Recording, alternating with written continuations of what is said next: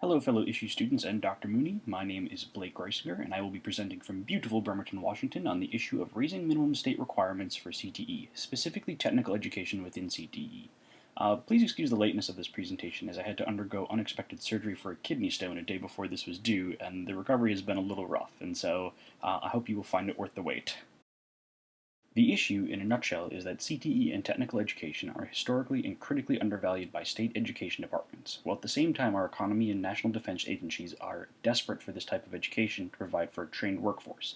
The fact is that nearly every state requires a huge amount of math, social studies, and in particular English, but no CTE courses in order to graduate from high school.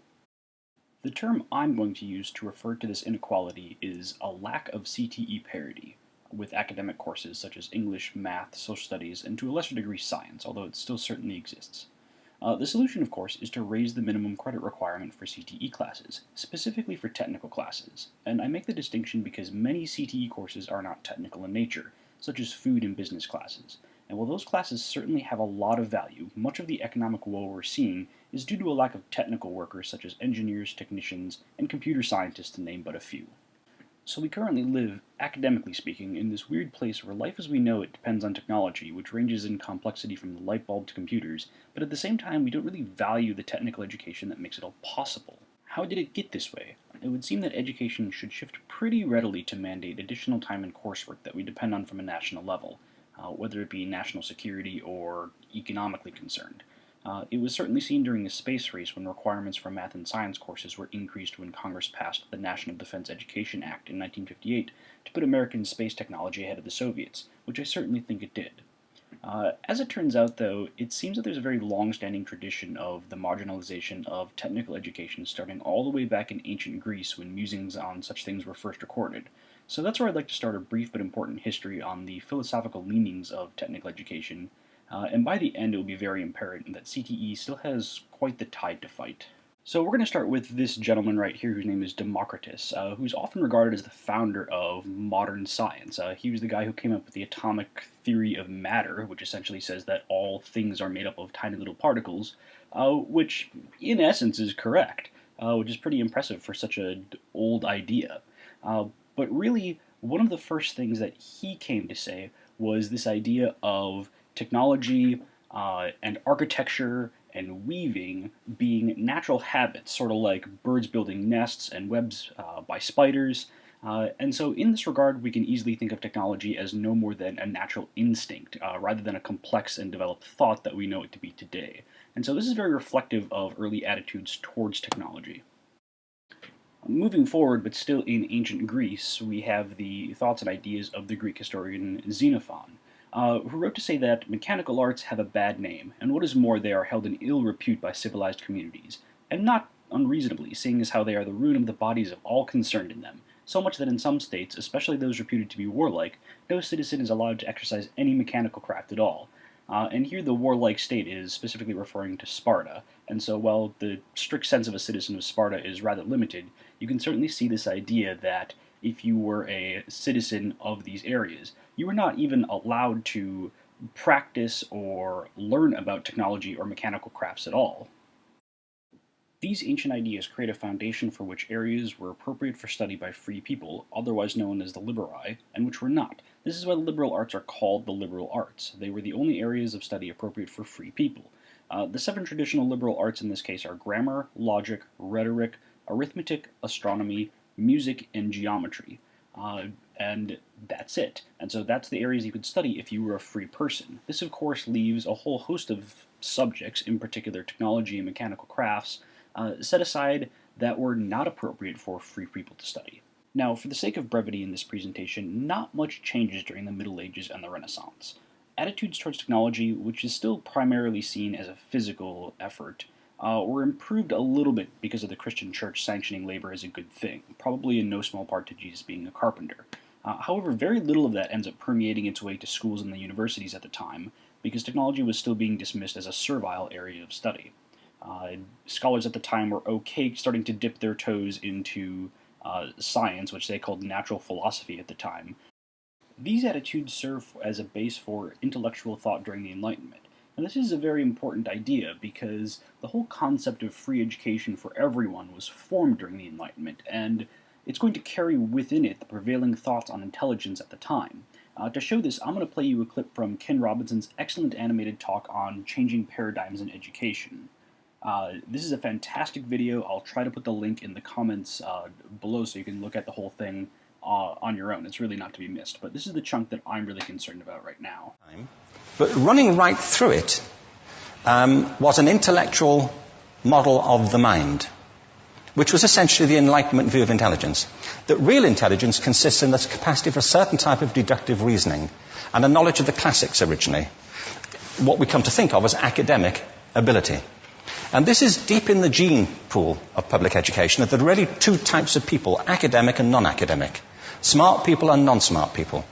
And the consequence of that is that many brilliant people think they're not, because they've been judged against this particular view of the mind.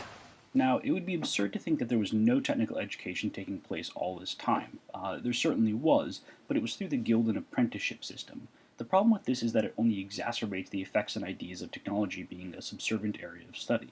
Schooling at this time was still only for those with money, and if you didn't have money, the way to get a skill was to apprentice. In effect, the only folks who were learning technical skills were those without sufficient funds to pursue a formal schoolroom education, which leads those with money to attend school to look down upon those who can't afford to attend. I feel that we very much still see this attitude today with apprenticeship.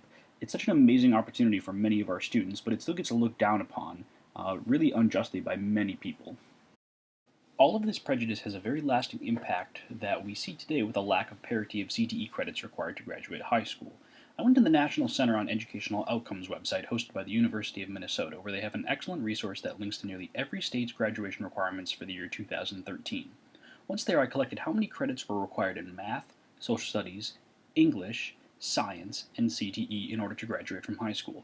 In addition, I investigated whether or not any of those CTE credits had to be in a technical area, which I'm going to define as computer science, industrial technology, communications, or engineering. In total, I was able to gather information from every state except for 5: Massachusetts, Missouri, Pennsylvania, Rhode Island, and West Virginia. In addition, I was able to collect data from Washington, D.C., and the Department of Defense, which it uses to set on-base educational requirements. An averaging of the required credits paints a disheartening picture for CTE. The average state requires 3.19 credits in math, 2.81 in science, 3.99 in English, and 3.04 in social studies, with a measly 0.28 credits left in CTE. That works out to less than 3.5 months of instruction over a 4-year period. In this case, averages don't really show the whole picture. Consider this map I made. In this map, states that require absolutely no CTE instruction appear as red. States that require at least half a credit in CTE appear as green. It's really easy to see that a vast majority of states, including Alaska and Hawaii, do not require CTE. The real outlier here is Delaware, which requires 3 credits for graduation in CTE, and the Department of Defense, the DoD, which requires 2 credits. Nearly every other state which mandates CTE instruction only requires 1. The other question I asked, that concerning whether or not those CTE credits need to be in technical in nature, is revealed by this map. In this case, states in green indicate the state specifically requires at least half a CTE credit must be in a technical area. Some states, like Kentucky, do not require a CTE credit, but do require that students show proficiency in technology, so I included them as green on this map. In this map, Alaska and Hawaii do not need technical education, but the DoD does, specifically in computer science. The fact that states are not requiring schools to value CTE sends a dangerous message, that of one where career and technical knowledge is not valued. This is not a message that should be sent given our reliability on keeping a technical edge in both economic and defense arenas. Luckily, the issue is easily solvable. Require CTE and require technical education in all high schools. By increasing the value of CTE courses through mandating student enrollment, a number of key benefits will be realized. The first of 3 benefits is widening the career pipeline. The data shows that over half of all CTE students in a program intend to get a job in that area by the Association of Career and Technical Educators in 2013. By making CTE instruction compulsory for all students, more students will be exposed to CTE, which will increase the ability of students to select a career in a CTE area, especially amongst engineering, according to the survey. In addition, 34% of students respond that CTE courses give them an opportunity to be creative and innovative, which are 2 key skills that are required for driving an innovation-based economy like that of the United States. These benefits culminate in graduating more students to fruitful careers that will not only be beneficial for the economy, but support a living wage for their employees. The second benefit is securing national defense. Increasing the pipeline of skilled technical workers will solve the current problem the DoD is facing, the lack of engineering and scientific expertise in the United States talent pool.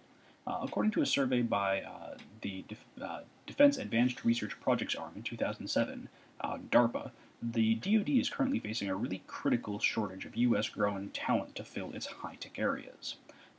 The DoD, along with several other government agencies such as NASA, are strictly limited in their available talent pool because employees, in general, must be citizens of the United States. By increasing the amount of workers here in the United States, the talent shortage on the national defense stage can be mitigated. The third set of benefits I'm going to refer to as extra topical benefits, which means that they are benefits that don't necessarily impact just CTE. Increasing student exposure to CTE just doesn't help CTE courses, teachers, and jobs directly related to CTE. It helps everybody. Nationally, students enrolled in CTE courses enjoy a higher rate of high school graduation, according to the Association for Career and Technical Educators. In fact, in the state of Washington, where I teach, students who do not take CTE courses have an on-time graduation rate of 76.9%, while those who complete a CTE course sequence, that is to say, 2 or more courses in a single area, enjoy an on-time graduation rate of 87.9%. That's an increase of over 10%. In addition, nearly half of students in a CTE course report that the course helps them in their academic classes by providing real-world challenges and examples. The data shows that while at the same time states are undervaluing CTE education, we also need it now more than ever. Key issues to our economy and national defense demand that we support the graduation of more employees in technical fields, and the data also support that an important factor in doing that is the taking of CTE courses. I feel that increasing the minimum state requirements for CTE is a key part in having more students take CTE courses because state requirements are the base for what school districts and communities base their graduation requirements of. Uh, Now, I don't think that the state minimum requirements are fully representative of the requirements of all high school students in a particular state. Many localities exceed the state minimums in various subject matters. For example, I teach in Washington, which doesn't strictly require CTE credits, but my school district requires 1.5 credits in order to graduate, which I think is a good thing. It's still not on par with other academic courses, but at least it's something. A full examination of all those graduation requirements of every single school district in the United States was really kind of beyond the bounds of this presentation, but I still think it would be interesting to take a look at.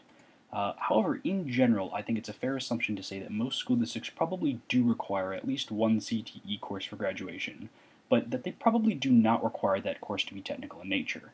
And in that vein, I think the findings of this issue investigation are still really valued, especially considering the need for technical talent to solve the economic and national defense issues presented.